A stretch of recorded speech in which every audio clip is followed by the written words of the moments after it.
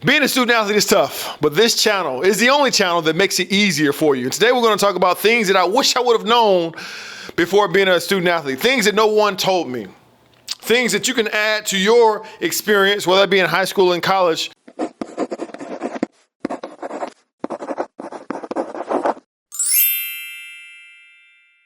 And have a better experience. The first thing is this.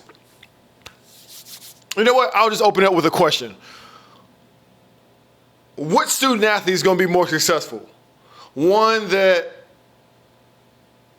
parties, goes out with friends, has a good time, or the one that is in the gym all the time and talks with the coach, looks at film? Which one is going to be more successful? How would you answer that question? Some of you may think it's the one that's in the gym, the one that's talking to the coach. That person is going to be the most successful. It's clear, it's obvious, Bell. What a stupid question. The first thing that nobody told me is it could be the other person as well. It could be the person that's not getting in the gym. It could be the person that is staying out all night, not taking care of their body. There's a popular narrative that is just about who puts in the most work. And I want to go ahead and crush that mindset, because that is the toxic mindset that some people have that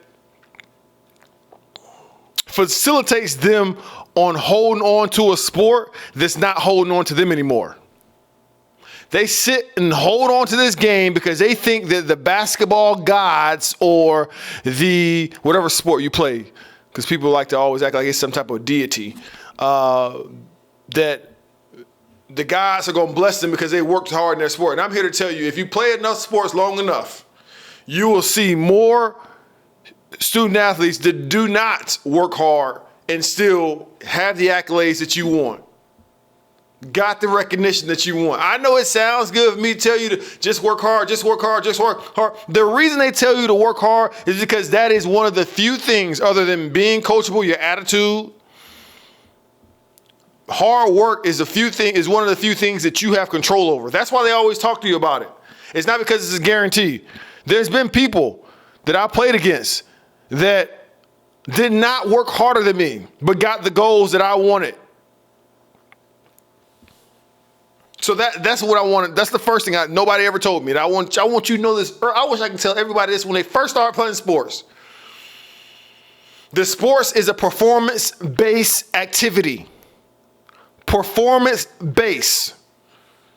They don't care nothing about your feelings. They don't care about who got the gym longest. None of that foolishness. That sounds good. That sounds good on a brochure that you sell to people that don't know what they're talking about.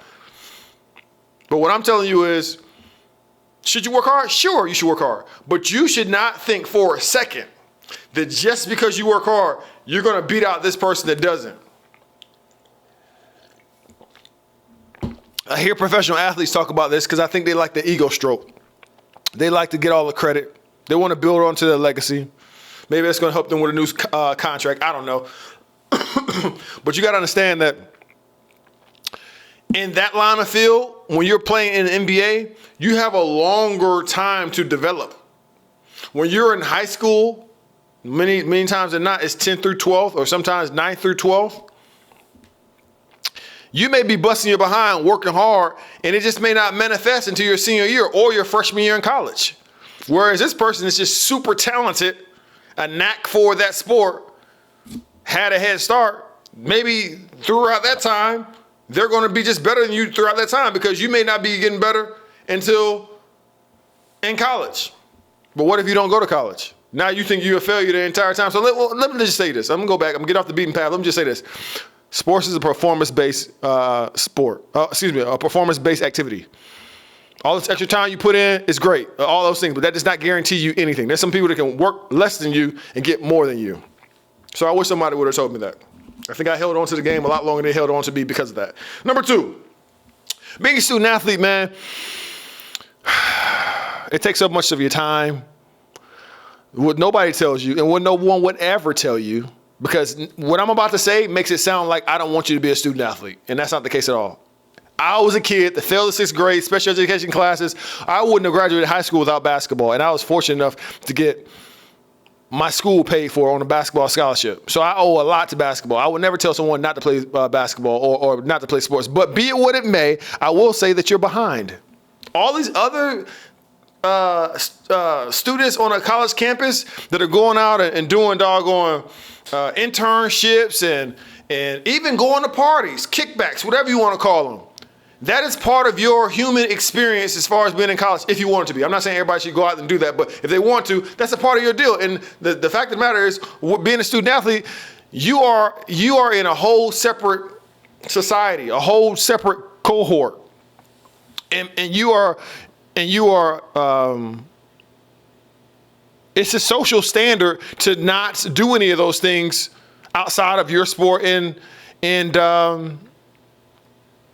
grades in school.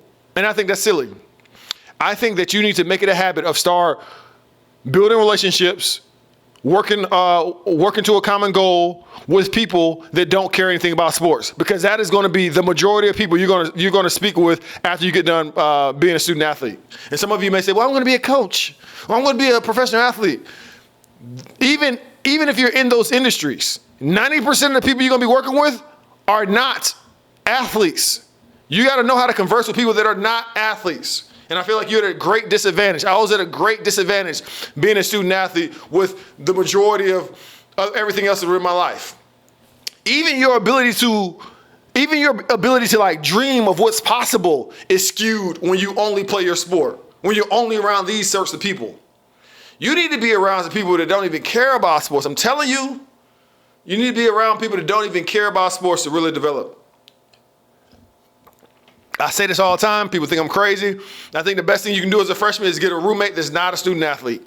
I know your coach wants you to be one for all. I'm my brother's keeper, that kind of stuff. No, you're not. You need a barrier between that of your sport. You need to be able to have boundaries and breathe a little bit. So you're behind in other areas. You don't know it because everything is masked about getting in the gym, getting in the weight room, getting in the classroom, study, Like, I get it. That you got to keep the main thing, but you can't not think about how important it is for you to develop as a human being, for you to build relationships outside of sports, for you to have internships, for you to go to kickbacks, for you to be social, be responsible, but for you to be out there and doing those things, for you to develop your hobbies outside of your sport. It is healthy. It is healthy for you to do that. It is healthy for you to build relationships outside. It's healthy. If the only people that you can connect with, if the only people you can put down as a reference is your doggone coach, you've lost. If that's the only people that can say nice things about you after you get done at college, you lost.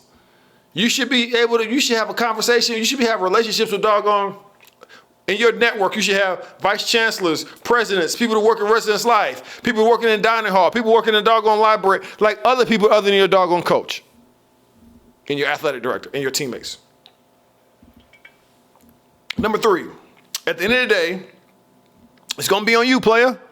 It's going to be on you. Do not fall victim to being a passenger in your own ride, in your own car. All right? Don't do that, man. You got to understand it's going to all fall on you. All right? So even as it relates to like you playing through injury, you think you're doing that for the team? This is your body, man. This is the only body you got. You got to have ownership. Don't let pressure of everybody else telling you what you should be doing determine you and your outcome. Taking crap classes because you just want to stay eligible. This is all going to be on you.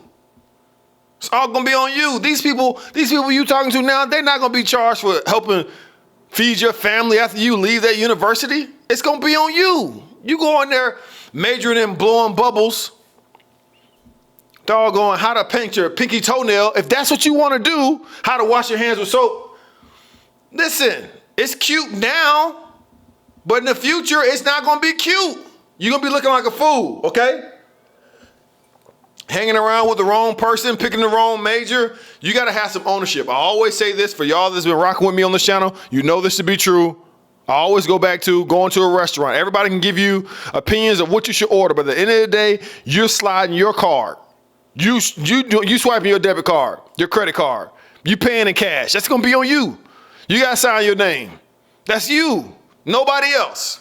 They can give you all those recommendations. That's cool. You can listen to them. You can be mindful of, oh, you like that? Oh, that's cool.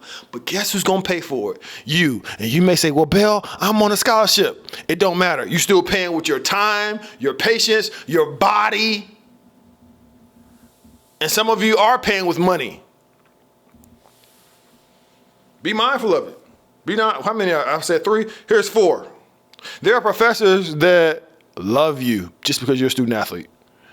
They're willing to work with you because you're a student athlete. They're willing to go to your game, support you because you're a student athlete.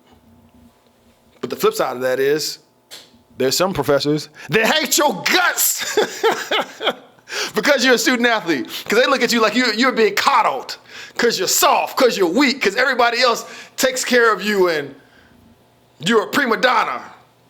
Maybe they got bullied by student athletes and they want to take it out on you. I don't know. But I think it's good to know that there are going to be people that rock with you and people who don't. And that's fine. That's fine. There's room for both. You know, you can learn from both. But notice I said you can learn from both. Even those professors that don't like you, you can learn from them too. And they don't mean don't talk to them.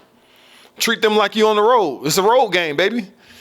You know, everybody's not gonna be rooting for you. Anybody gonna roll no red carpet out for your behind? Everybody gonna be doing that for you. Sometimes they may not. You gotta still know how to operate in those environments too. You can't be a person that can only eat if they got your silverware. You gotta know how to get it in even if it ain't no silverware around here. Listen. I can get it how I live regardless. Drop me off any place. And I'm gonna walk out there victorious. That's the mindset you need to be having when people try to give you a hard time because you're a student athlete. So I'll be mindful of that. What else? It goes by fast, man. It goes by fast. This is a moment. This is an opportunity of a lifetime. Understand that all this help you're receiving, the help that you are receiving, being able to register for classes early, all the little perks about being a student athlete. It's short-lived. It's short-lived. I tell people, man, look, you like a OnlyFans model that happen to have a jersey on. They rocking with you now because you're cute. Because you're hot and cute now. But there's always a hotter and cuter one coming in the next year. There's always another one. There's always another one. So if you rest your value on being hot and cute, that's as good as gone. You done earned a wrinkle in your forehead just by watching this video already. Like you already halfway of being not so hot and cute. So the things that you do right now, you got to make sure you jump on it now. You want to make sure you jump on these relationships right now, these networking opportunities right now. If you want to be a dentist, you want to be an orthodontist, you want to be a physical therapist, listen, man, you got the clout right now. You got the social proof right now. People will take your calls right now. You should be calling those individuals, seeing if there's any type of opportunities for you right now because you're a student athlete. Because everybody wants to, not everybody, but a lot of people, they'll pick up your phone calls now. And they wouldn't if you weren't a student athlete. It's not fair, but it's reality. So I would definitely leverage these relationships now that you have them, because some of these same people, I'll tell you what, at my let me wash my mouth now. I want to wash my mouth. I never want to talk ill of anybody or any university or anything like that, but I'll say this. At one of the schools that I was at, one of the dignitaries there, I'd never forget, I was working a camp, and it was during the summer. It was after my eligibility, and I was laying down in this little area that they had. This is like a dining area. I was tired, just laying down, and there's a police office around the corner on campus, like campus police. And I've seen this guy at the games, and wouldn't you know, this joker called the freaking police on me and said, "I want you to go check over there and see what that person doing." And I just thought to myself, this is the same person that was cheering me on in the games. And it's like, I'm sure he didn't recognize me, but that for me, that just symbolizes for me how quick, like, that you feel like an outsider after your doggone eligibility. And now I'm not crying, woe is me, and I don't. It just woke me up. So for you being a student athlete, don't think that this is always going to be your relationship with that university, that college, whatever. That's what your relationship with them now because you got a jersey on.